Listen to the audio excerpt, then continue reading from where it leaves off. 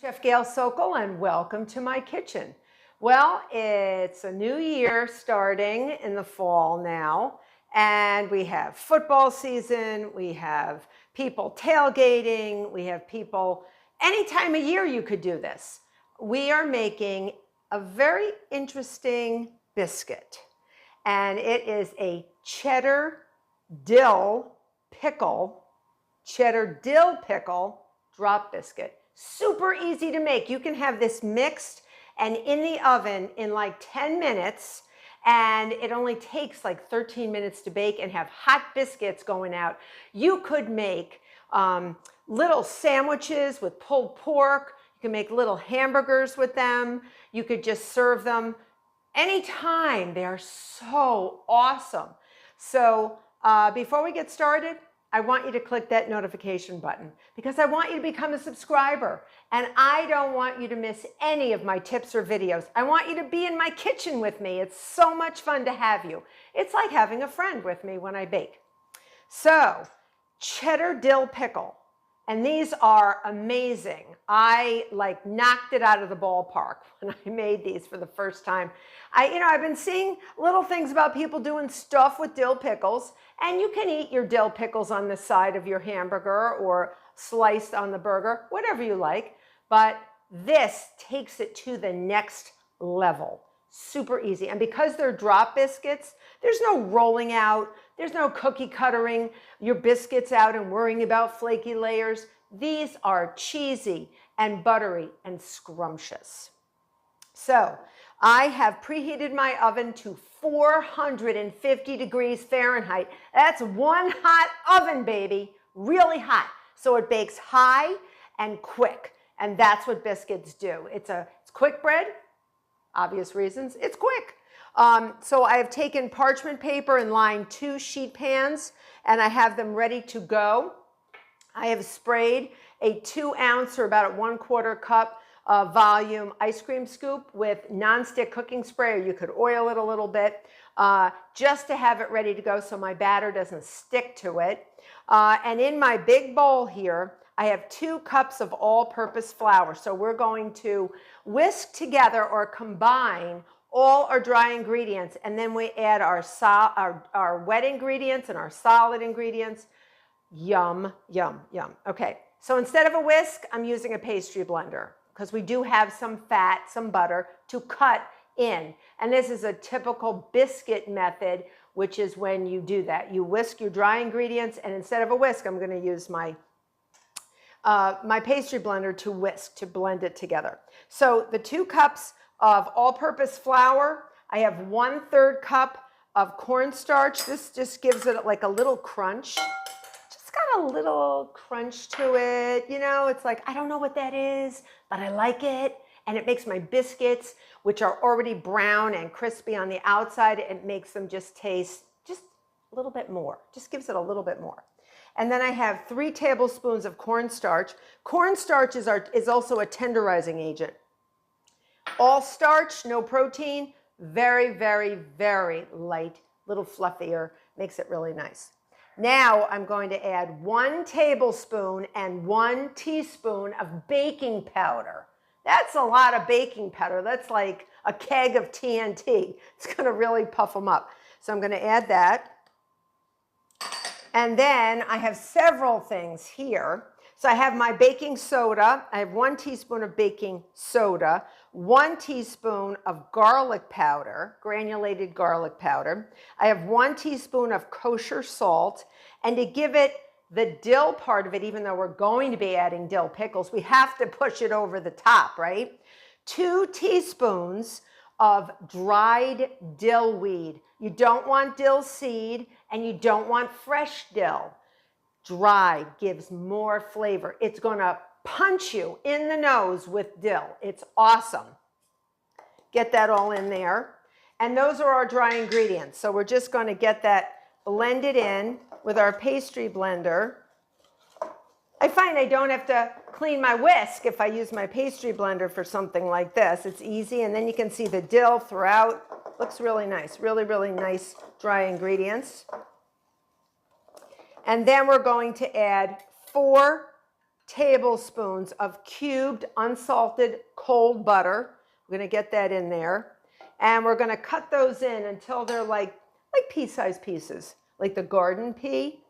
And we're just going to put that in there and just sort of cut them in. This is known as cutting it in. And this is a typical biscuit method of mixing. Just very, very typical of making a biscuit. Even a drop biscuit, very typical. Now we're going to be adding the juice of the dill pickle. So if you get a can of dill pickles, we're going to be adding the dill, part of the dill juice, and some buttermilk. Buttermilk is acidic, as I've talked about it before in other videos and for other things that we've made.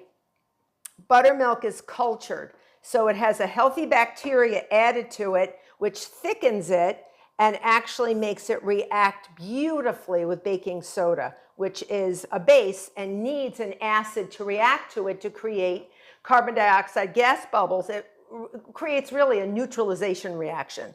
So the end product of that is carbon dioxide gas bubbles to help our biscuits rise. Now, these only make about a dozen large biscuits, but you can make smaller biscuits if you want. Forget it. I like large biscuits, baby. I like big biscuits. So I make only 12. But like I said, you can make small ones if you want. No one's going to want a small biscuit. Keep it to 12. If you want to double it, double it. It doubles beautifully. Now get rid of the pastry blender. Buy pastry blender, because now we have our little bits of butter in here. All right. No more getting the butter combined in with the flour. We want bits of butter in our dough or batter, whatever you want to call it. It's sort of in between, because once we drop it on, we want that butter to melt, and it's going to create some spaces in there which it will help it puff up. It's not going to be as flaky as a real flaky biscuit like I have made for you in the past. It's going to be more tender and cheesy. And oh my gosh, I just can't wait till you try it. It's going to be so good. Okay, here it is. Dill pickles. Now I use the little mini dill pickles. I just think they have super, super great flavor. They're easier to cut up, and I've diced them into like 1/2 inch pieces. Get all the liquid out, and I have 2/3 cup of those. So I'm going to put those in there. And then I have 2 cups of rustic cut cheddar cheese, high quality rustic cut. So rustic cut is sort of, it almost looks like it's been shaved. It's not shredded. It's rustic cut, it's called. You can buy it in the grocery store. It's known as rustic cut. It's going to give you bigger cheesiness, okay? Big cheesiness. Do it. You're going to see the difference, okay? So 2 cups of that. It amounts to basically 1 8-ounce package. And then you're just going to mix that in, not with your pastry blender, but with a spoon. I like to use my slotted spoon for that, or you can use a rubber spatula. So it's just going to be this lumpy, bumpy stuff, all right? And you're going to smell the dill and the dill weed, and it's just going to smell so good. Now I'm going to add 1/2 cup.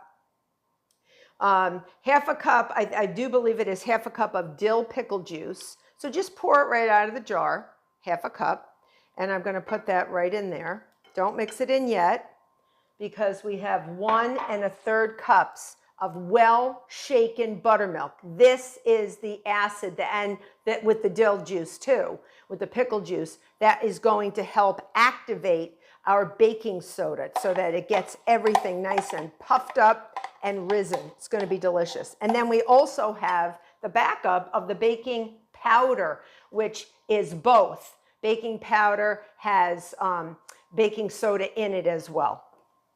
So we're rising all levels. We're rising from all levels. Now you're just going to fold this together. You don't want to overmix it, because we really do not want to create more gluten than we have to. Just enough to hold these babies together.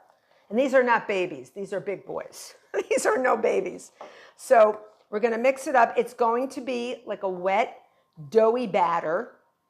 And that's what you want. So I'm just going to get all your dry ingredients combined. You're going to see lumps and bumps of pickle. You're going to see lumps and shreds of your beautiful cheese. All right. And you can see it's sort of wet. That's exactly what we want. Do not overdo it. Just get all the flour in there. Okay, just get all the flour in there.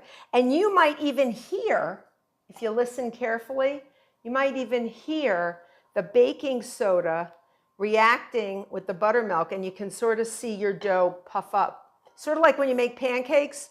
Sometimes if you add your buttermilk to your pancake batter, you can actually see the batter puff up. So now I have my beautiful scooper, and I have my, I'm just going to put it on here so it doesn't slide. My nice, let me just spread that out again. There we are. Okay, my nice parchment lined sheet pan, and we're just going to go and start dropping the biscuits. Okay, just drop them on. Okay, so I usually put about, see if I can get 6 on each. You want them spaced. They grow, all right? Unless you want any Siamese twins. Don't put them too close, all right? So that's about right. And if you notice, my scooping is sort of generous, if you will, okay? Get it all out, all right?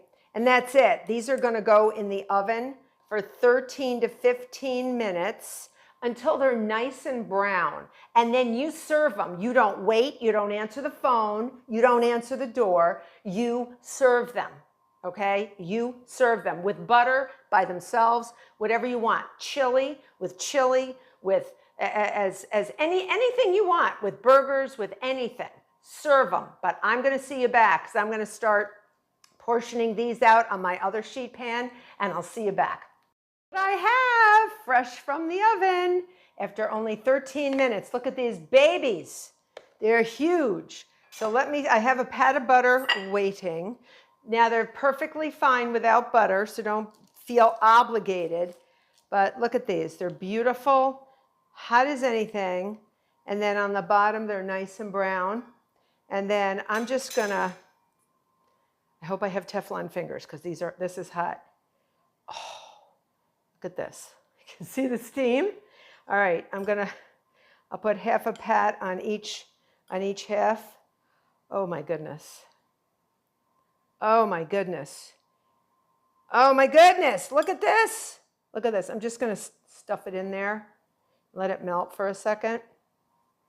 So I'm gonna take a bite of my cheddar dill pickle drop biscuit. And if I burn my mouth and I have to go to the ER, it's your fault.